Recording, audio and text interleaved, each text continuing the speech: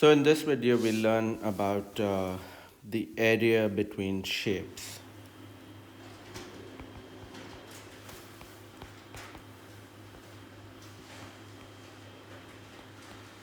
So we know some basic areas. So for a square, the area is L times L. And remember, the only way to solve these questions is remembering these formulae.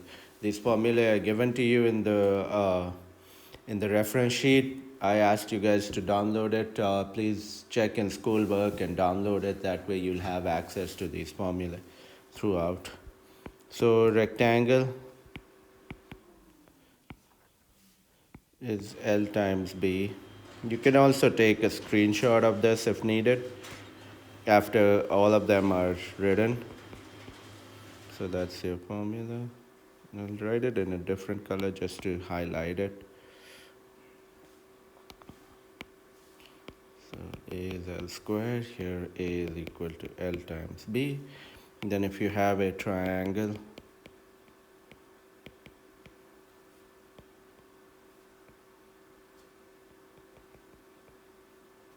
this is your base, this is your height.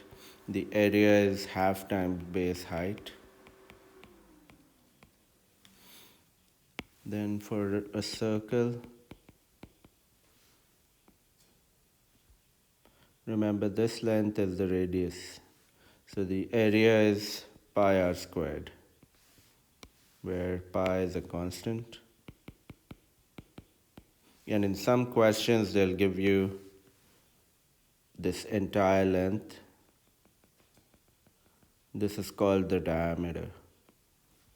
The diameter is always 2 times r. Okay, so remember that. That's something we need. Then for a parallelogram,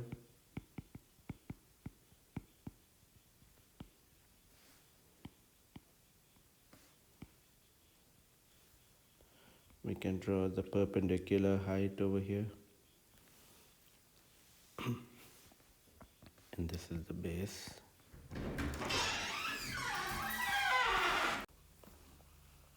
So then the area of the parallelogram is base times height. And then the last diagram or shape that we need is the trapezoid.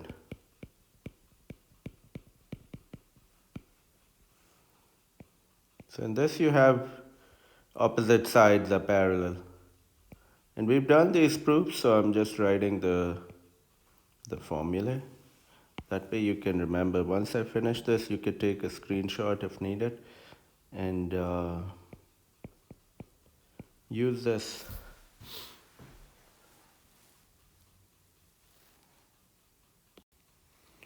So let's try an axle. This is F10, area between two shapes. What is the area of the shaded region? So we know it's a triangle. So from your list of formulae, we know that the area of a triangle is half base height. Sorry.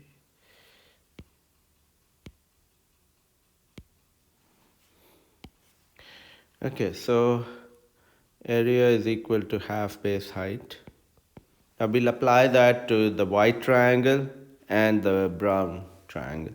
So if I use the brown triangle, the bigger one, the base is 25 and the height is 26. So let's plug that in, 25 times 26. And if I use the white triangle, it's half times 12 times 13. And then to get this area, I'm going to subtract the two values that I get. So fairly simple. We can use a calculator and solve these. So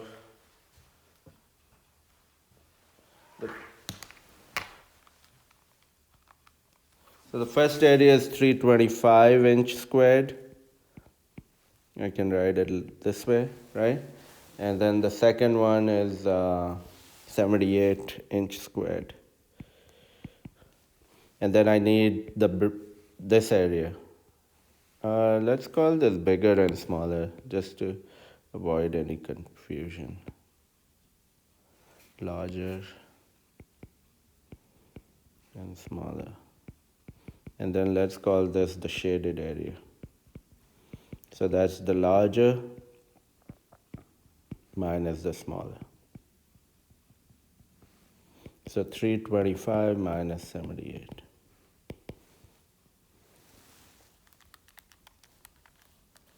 247 is your shaded area. And you'll see shapes like this, like look at your window, the window panel. There's a big rectangle versus a smaller rectangle, which is the window. You'll see shapes like this all around you. Let's plug this in, 247. Submit it, we get it correct. Now see, like this is like a window. Let's erase all this stuff. So this is either a square or a rectangle. Since the values are the same, what can you say about it? It's a square, right? So if it's a square, then what's the area of a square? L times L or L squared. So there's a larger square and a smaller square. So let's work with those. So larger square is L squared, so which is 25.7 squared, right? And then the smaller square, sorry, is again L squared, and it's 13.3 square. You can solve these values, or if you want, you can just plug it into the calculator. So the shaded area is larger minus smaller.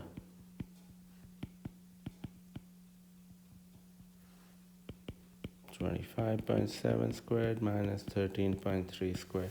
You can plug this in the calculator and you'll get your answer. And they've said round off to the nearest. Write your answer as a whole number or a decimal rounded off to the nearest 100. So 483.6, but they say nearest 100, so let's put 0.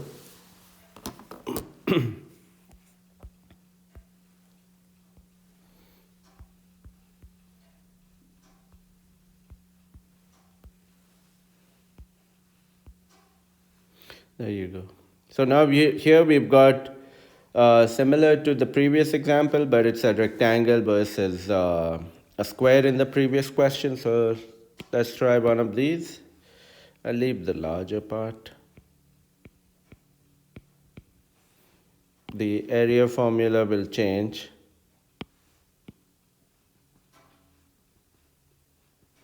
And this will change these values over here.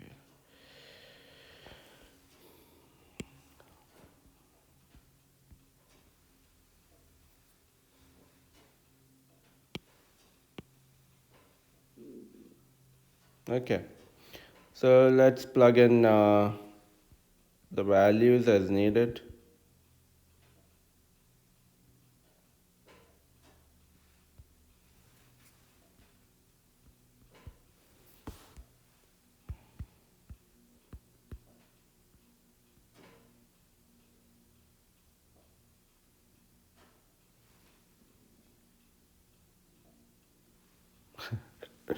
Okay, so you guys can do this. But anyways, what's the area of a rectangle? Length times breadth, right? What are our values?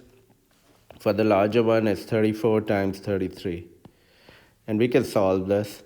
Similarly, for this one, again, it's LB.